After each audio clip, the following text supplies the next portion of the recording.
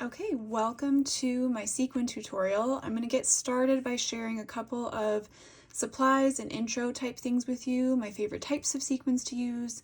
I'll link where I get them below, and then we'll get into how I actually sew sequins onto a project. So to start, I have these sequins right here. These are so beautiful. They're from Benzie Felt Company, and I'll link that website below. They come in every color of the rainbow. These are 4mm sequins, so they're pretty small and they work great for embroidery projects. They also have on their website corresponding seed beads that match the colors, so that's pretty great. And they come in these really cute little containers. My other favorite place to buy sequins is sequinsusa.com. I'll link that as well. They have literally every type of sequin that you could ever imagine. They have flat sequins, cupped sequins, iridescent, clear sequins, every color in the world, all different sizes, etc., etc. So they have all sorts of options. These are 6mm sequins, so you can kind of see the difference in size. These are usually the two sizes that I work with, is 4mm and 6mm. These are obviously a little bit bigger. I do like to work with flat sequins for my sewing or embroidery projects, just because they're a bit easier to lay down on top of each other than the like cupped sequins that have a little bit of a dome shape to them. So those are my two favorite places to get sequins from, but you can get them at any craft store, wherever. There's sequins everywhere. So lots of options for buying sequins. The next thing you're going to need, I just use embroidery floss. I use one strand of it, and you have a couple options. You could either try to kind of match the embroidery floss color to the sequin color that you're using, or sometimes if I'm just using one strand, I'll use like an off-white color like an ecru. And you can see it when you sew it down, but I don't always mind the way it looks. It kind of gives a nice look to it. So it's up to you if you want to match the color more perfectly or just use one color, especially if you're working with multiple different color sequins. Sometimes it's nice to just stick with one color so you don't have to be switching out your thread color all the time. I prefer to use a beading needle. This is a size 10 short beading needle, but I have found that a size 5 embroidery needle will go through the hole. It will definitely fit through size 4 and size 6. So if it's a bit easier for you to work with a size 5, you can. I just prefer using the beading needle because it's a little more precise. One thing I like to share is that if I'm using a bunch of different colors at a time, I like to use like a painter's tray. That way I don't have to be opening and closing these, and I can kind of have all my colors that I need all at once. Or like a shallow bowl or dish like this. This is from Etsy, but you can get these like a lot of times Target. This one I have from Target. Little shallow bowls. You'll start seeing them everywhere once you start looking. These can be good to place the sequins that you need to work with. It'll be a lot easier to get them out with your needle if you're working with a shallow container like this, rather than this whole container, or obviously you don't want to do it in a bag. So you're going to need something to pour your sequins onto. Even like a paper plate or a little plate would work well for this.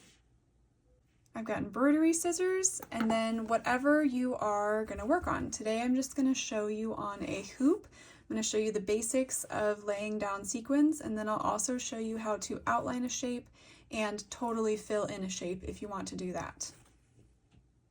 All right, so again, I'll link these two websites below, but let me know if you have any questions about sequins. I'm no sequin expert, but I've had a good time working with them lately, so I'm happy to share with you what I've learned so far.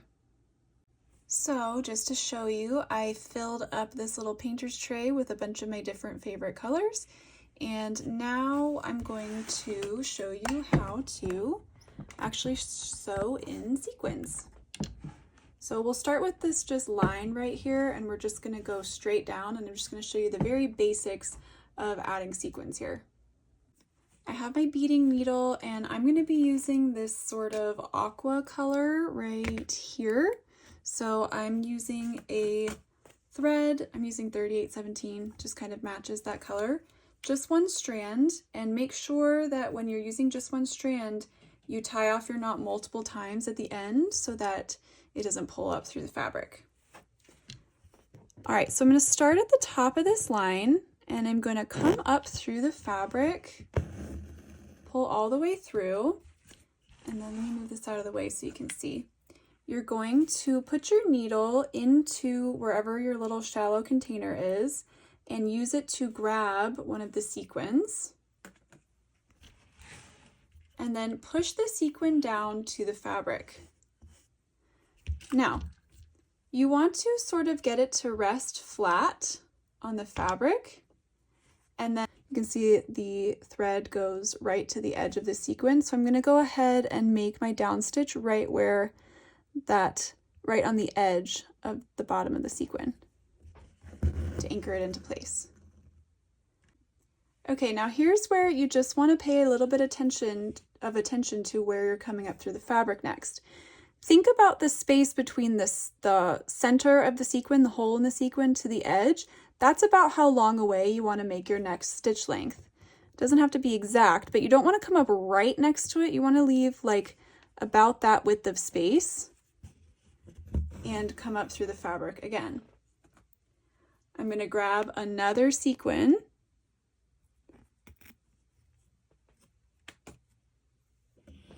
push it down towards the fabric, and I like to make sure that it's sort of overlapping that last sequin, and I like to go ahead and make my down stitch through the hole of the previous sequin.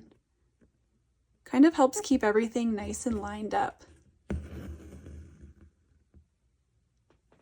And that way they're all going to be, when they're overlapping, each one will rest on top of the last one.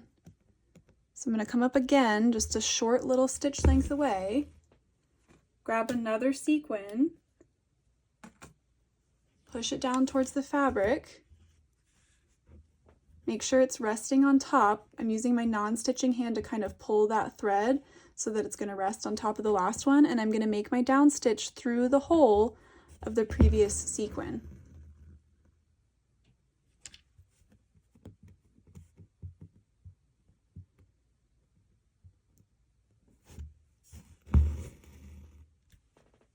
And we'll repeat that again.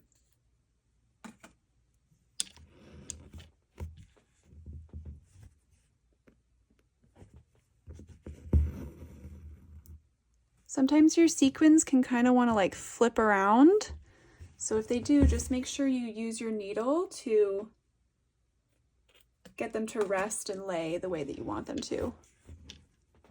See that one, it's like flipping over. So I'm just going to take my needle and push it down so that it's flat, and then make my down stitch. And I'm just going to continue like that, going all the way down the line. This is really the basics of sewing in sequins right next to each other. We'll get into a little more detail when we talk about if you want to fill in a shape with sequins. But if you have fabric or something you can practice just like a nice straight line on, just to sort of get this motion down, that's helpful. But basically it's sort of just like a back stitch, but you're just adding a sequin in and using the hole of the previous sequin as your down stitch spot each time.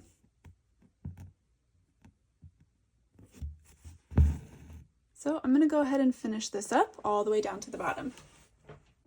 All right, so now I'm going to do this heart, and I'm going to show you how to fill it in completely with sequins.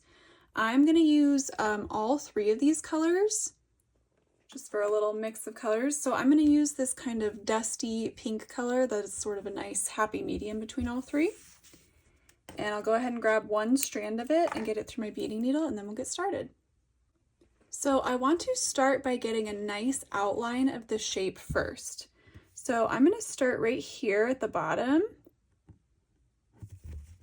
come up through the fabric, and I'm going to start with my lightest pink color. Just go ahead and lay that down. And I guess I'm going to go backwards. I actually did it forwards on the last one, but it should kind of go backwards actually. since I'm going backwards for all the other ones. So that was a little bit of a mistake I said earlier, but it's okay. It'll be fine either way. All right, so again, you're going to come up through the fabric following the line that you are trying to stitch, a little short stitch length away, about the width of half of your sequin. I'm going to get my darker pink one now.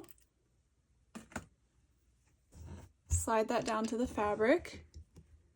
Push it into place. Don't be afraid to push these sequins around, okay? I wouldn't say that for any other situation in life, but sequins can handle it. You see how this one's kind of wanting to go underneath that one? I'm just going to use my needle to sort of lift it up and get it to rest on top because I want them to overlay each other. Make my down stitch through the whole of the previous sequin. And then I will repeat. Now I'm going to get this kind of light orangey, peachy color.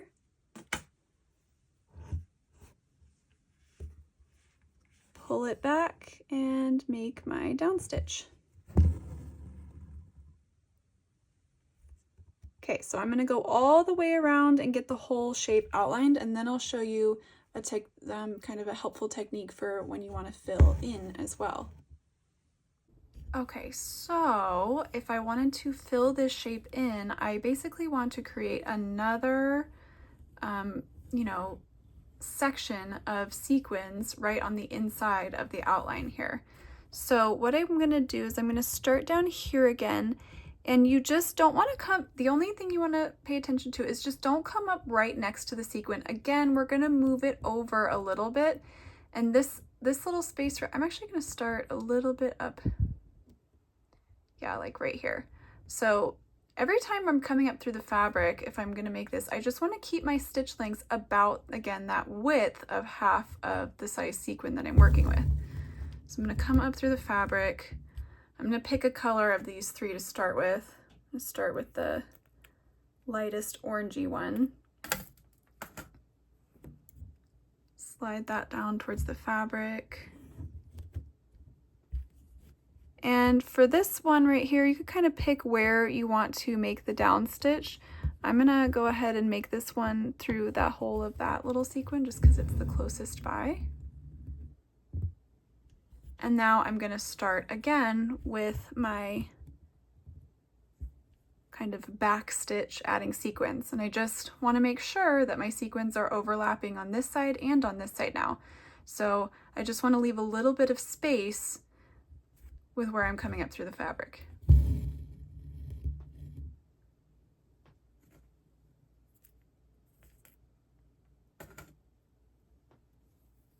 Push this one down. Get it placed how I want it to. It's trying to flip, so I'm going to make sure it flips the other way and lays on top of this one.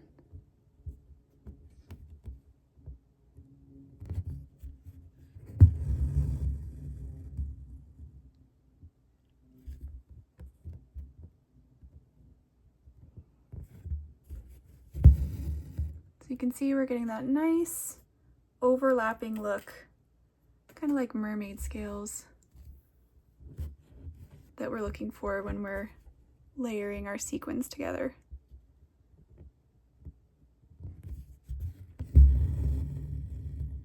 And again, you're just going to continue. You'll do that all the way around, and then I'll check back in after that.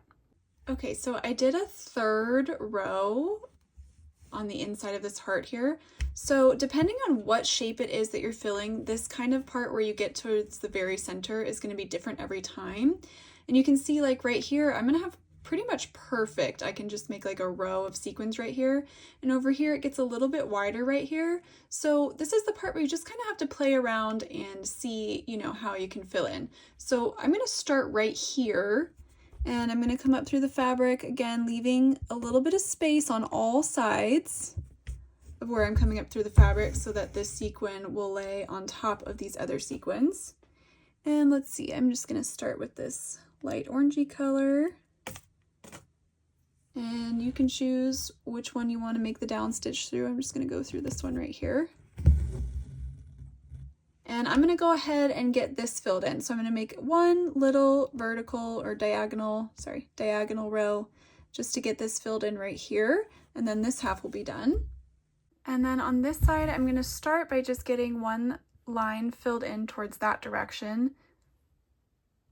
You can see I just have a little bit of space left here, so I'm just going to get that filled in. And even if it's a tiny amount of space, don't be afraid. You can just play around with it. They're all sort of overlapping each other, so it'll look fine.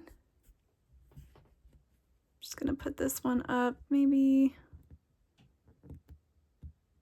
make a little down stitch right here. Get that nestled in there.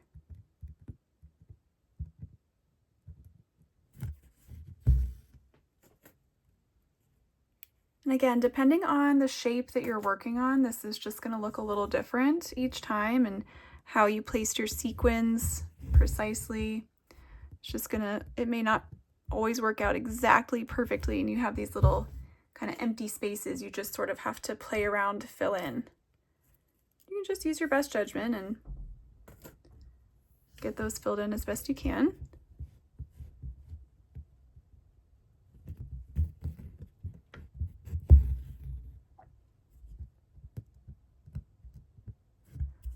Might do two more.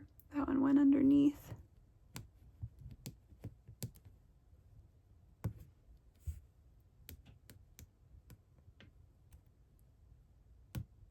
Just kind of working that one out with my needle so that it goes above, but you could leave it underneath too.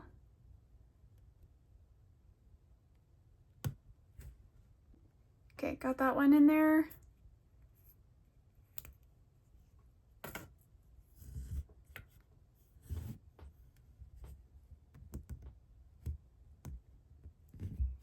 There's just that little tiny space right here, so I'm going to pick one more to cover that up.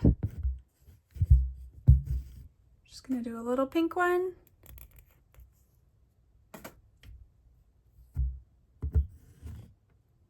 You can choose anywhere to stitch this in.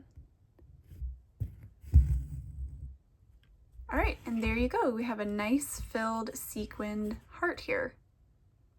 So hopefully that gives you a good idea of just some of the basics of laying down sequins on fabric. Like I said at the beginning of this video, I'm no sequin expert. I just wanted to share what I have found helpful in the little bit that I've worked with sequins so far in my embroidery projects, and hopefully it's helpful to you as well.